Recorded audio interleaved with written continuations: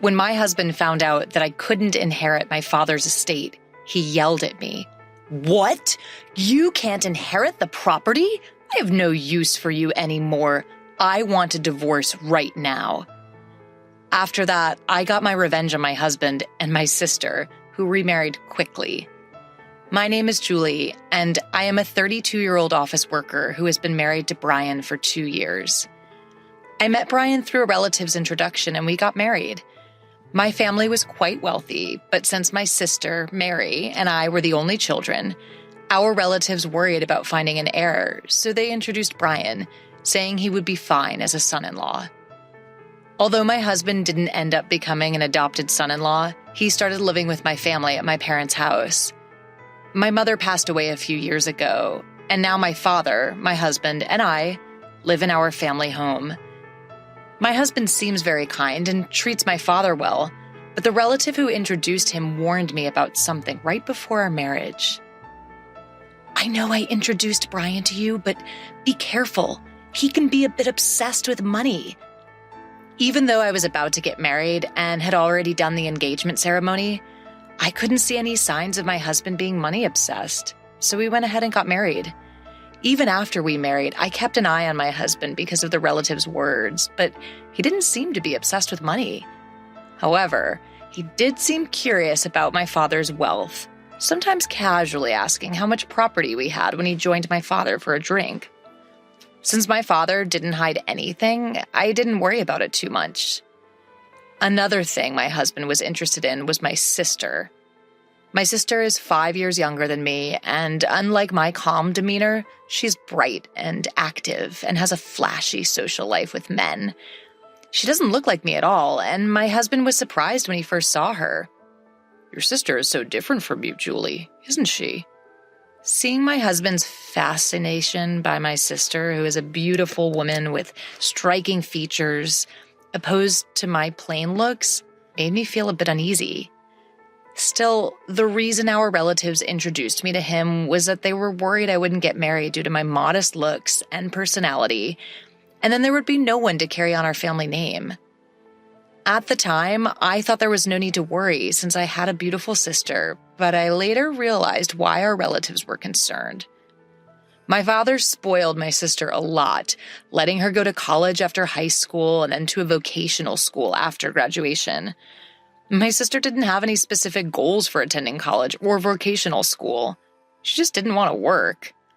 My mother was strict with my sister, trying to persuade her to find a job after college, but my father insisted on sending her to a vocational school. After graduating from vocational school, my sister got a job at my father's friend's company, but quit after 6 months. I was shocked by the excuse my sister gave when she quit her job. "I can't fully use my talents at that company." My sister, who hadn't even worked for half a year, was acting as if she already understood everything about her job, which left my mother and me dumbfounded. However, my father seemed to believe my sister and quickly found her another job. A while after starting her new job, my mother fell ill and was hospitalized. When my mother was in the hospital, my sister visited her every day, taking time off work. In the end, she quit this job as well and started saying she would take care of our sick mother. Taking care, however, only meant being in the hospital room, chatting with our mother, or staring at her smartphone in the waiting room. I had to go get our mother's laundry and replace it with new clothes during her hospital stay, while my sister was of no help at all. Though my mother might have been happy to have someone to talk to, her condition worsened so much after about a month that she could no longer even have a conversation. 2 weeks after her condition worsened, our mother passed away. My father and sister were so shaken by the sudden loss that they couldn't even prepare for the funeral, so I had to do it. Thanks to the help of our relatives, we were able to send off our mother somehow. After our mother's death, my sister started working part-time and moved out of our family home to live alone. Since her part-time income wasn't enough to pay the rent, our father covered the rent and utility bills, and it seemed my sister spent the money she earned on having fun. When her part-time income wasn't enough, she would go to our father and ask for an allowance. When our mother was alive, She'd been strict with my sister, so our father didn't give her any allowance after she started working. But now he was giving her as much as she wanted. I thought it was no problem if both my father and sister were happy with that arrangement. Even after I got married and started living with my husband in my family home, my father continued giving my sister an allowance. At that time, I didn't realize that my sister was also asking my husband for money, and he was happily giving it to her. Being unable to say no to my beautiful sister, my husband would secretly give her money, saying, "Don't tell Julie about this. She might get jealous if she finds out." My sister would only work part-time when she felt like it and live off the money she got from our father and my husband. But her carefree lifestyle didn't last forever, as our father fell ill and had to be hospitalized. I took care of our father during my breaks from work, but my sister never showed up at the hospital. Instead, she started calling me and demanding money. "I've been getting money from Dad every month, so I want you to keep giving it to me. The rent and utilities are all being withdrawn from Dad's account after all." She spoke to me angrily, but I was shocked to learn this for the first time. I got angry at my sister, who only cared about her own life instead of worrying about our hospitalized father. I really wanted to hang up on her, but she seemed to be in trouble, so I asked her how much money our father had been giving her every month. "How much have you been getting from Dad every month? Hurry up and get a job so you can live on the money you earn." My sister replied grumpily, "You're so annoying. I've been getting $1,000 a month. That's not including rent and utilities, by the way." I was appalled by my sister, who boasted about the amount she was receiving. I thought that if our father kept giving such a grown-up sister so much money, that she would lose any motivation to work seriously. I didn't think it was much of a problem to give my sister money, since I believed our father would recover quickly. However, our father's condition suddenly worsened, and I hurriedly contacted our relatives. The doctor told me it was a serious situation, and I was deeply shocked. During times like these, I wanted my husband's support, but he rarely showed up to the hospital, saying he was busy with work. Moreover, when he did visit, he would ask me inappropriate questions like, "Your father's inheritance must be huge, right? Since you and your sister are the only heirs, are you going to split it in half?" I had no words to respond to my husband, who only talked about the inheritance.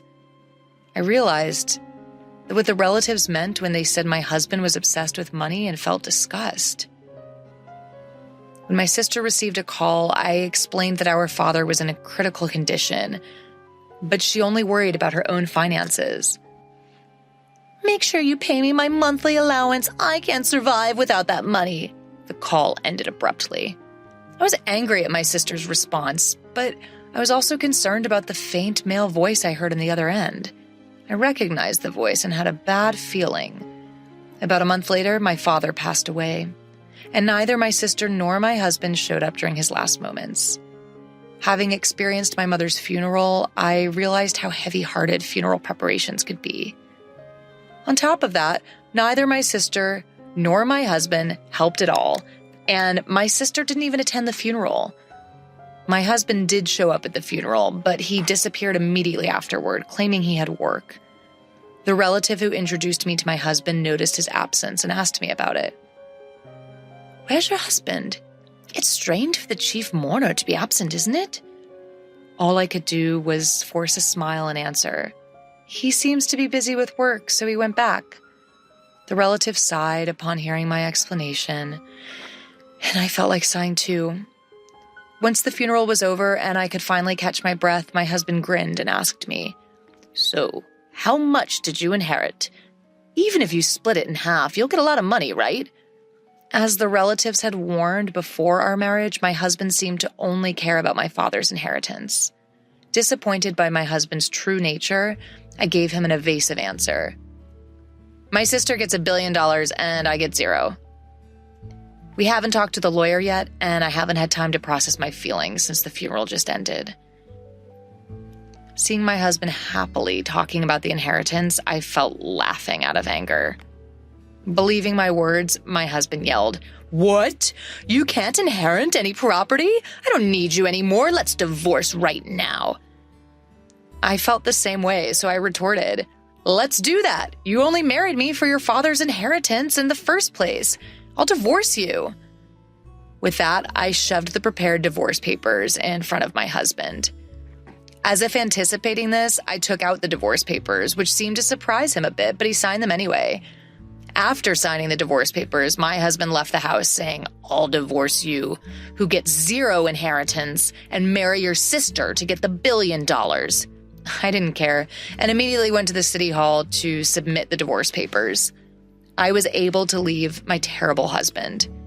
My ex-husband submitted his marriage registration with my sister the very next day. A few days later, my ex-husband called me. Still believing that story, he yelled, "When are you going to start the inheritance procedures? Give Mary her $1 billion already." I had been waiting for my ex-husband to contact me. I didn't want to reach out to him after he left our house. I replied to my ex-husband in a business-like tone, "Let's have a discussion at my place this Sunday. I'm preparing for the procedure and waiting for you." Brian, my ex-husband, was thrilled at the thought of receiving an inheritance and hung up the phone, but I was looking forward to seeing his face when he found out the truth. Over the weekend, my ex-husband and my sister Mary came to our parents' house, and both of them were surprised that I had called a lawyer. However, Brian seemed to convince himself and said, "I guess we need a lawyer when we're inheriting a large amount of the money." Then the lawyer, with a puzzled look, started talking to Brian. "There is a matter of inheritance, but before that, there is a matter of a claim for compensation from Julie, your ex-wife, towards you, Brian." He showed Brian several photos. In those photos, Brian was coming out of Mary's house, and the date was clearly written. The lawyer continued talking to Brian. "Since these are photos proving infidelity before the divorce, you have to pay compensation." When I heard Brian talking about the inheritance over the phone with Mary, I immediately asked the lawyer to investigate Brian's infidelity. Maybe he thought I was too busy with my father's funeral, but Brian and Mary met at Mary's house almost every day, and thanks to that, I was able to get many evidence photos. The conversation about inheritance turned into a conversation about compensation, and both Mary and Brian were speechless. But Brian quickly recovered and retorted, "Compared to the 100 million inheritance, compensation is just a small amount. I'll pay it right away." When the lawyer handed him the compensation claim documents, he signed them easily. After confirming that, I told Brian, "I'll make sure you pay the compensation since you've signed it. But be happy with Mary, who has 0 inheritance." The moment Mary heard 0 inheritance, she screamed, "What do you mean my inheritance is 0? I'm supposed to have 100 million. Brian's face turned red, and he got angry, saying, "There's no way there's 0 inheritance. I won't let you take it all for yourself." The lawyer calmly started explaining to the angry pair. "Mary is the daughter of your late mother from a previous marriage, and since she has not been legally adopted by your late father, there is no legal parent-child relationship. Therefore, Mary cannot inherit your father's estate." I also told Mary, who seemed to be confused, "I don't think you remember because you were only 1 year old when our parents got remarried, but I remember it clearly. I was 6 years old when our parents remarried, and I remember being happy that I suddenly had a sister. I never thought that such a sister would steal my husband." Both our parents were struggling with young children and had someone mediate between them, thinking it would be best for them to remarry. My mother treated me like her real daughter, and my father treated Mary with care. My father might have spoiled Mary because she was not his real daughter, and he wanted to be extra careful with her. Our parents each had a child when they remarried, and my mother, who was suspected by relatives of marrying my wealthy father for his money, refused to have Mary legally adopted by him. The reason the relatives kept recommending marriage proposals to me was that they knew I was the only one who could inherit my father's estate. If our parents had had a child together, things might have gotten even more complicated. But fortunately or unfortunately, they didn't have any children. They might have decided not to have children to avoid future inheritance disputes. It has now become clear that our father continued to support my sister financially after she became an adult because he couldn't pass on his inheritance to her. I am not legally related to my mother because we did not go through adoption, but it never bothered me in daily life. It seemed our parents never told my sister that they were both remarried, and she found out the truth for the first time that day. My ex-husband's face changed from red to pale as soon as he realized the situation. He signed the documents and was even asked to pay for damages when he couldn't get the inheritance he had been expecting from my sister. With a blue face, my ex-husband said to me, "Was what you said about my sister getting $10 billion and me getting nothing a lie?" Holding back laughter, I said, "Of course it was a lie. It was to get back at you for cheating on me behind my back. Besides, there's no way Dad's inheritance was worth $10 million. Even our wealthy father didn't have an inheritance of $10 million. My sister, who had been silent until now, suddenly screamed, "I've made a lot of purchases relying on Dad's inheritance. What will happen to the money he used to give me? Will you pay for me, big sister?" I answered my frightened sister, "You have a reliable husband now, so you don't need it anymore, right? Have Brian support you." My sister looked at my pale-faced ex-husband, but he shook his head. "I also have made various purchases expecting the inheritance. So I don't have the means to support you. Besides, I have to pay for damages, so I'm barely managing myself." After saying that, my ex-husband suddenly knelt down in front of me and started apologizing. "Julie, I'm sorry. It was my fault. Will you forgive me and take me back?" The lawyer, who had been watching, laughed while packing up to leave. His arrogant attitude from earlier was gone, and he looked ridiculous kneeling down. After the discussion, my ex-husband and sister left with their heads down, and they soon got divorced. For my ex-husband, who remarried with the intention of inheriting my sister's assets, he was no longer interested in her when she didn't receive the inheritance. He told me he couldn't take care of my sister because he had to pay me damages. Since my ex-husband had no property, we agreed that he would pay the damages in installments from his monthly salary.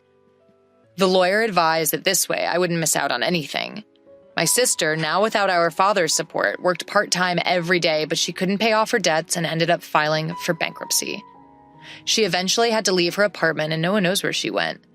Our father had supported my sister out of love, but in the end, he spoiled her too much, and she became unable to work seriously. Later, a relative tried to introduce me to a potential marriage partner again while I started living alone in my childhood home, but I declined. I don't want to be introduced to someone like my ex-husband again, so this time I want to find a suitable marriage partner on my own.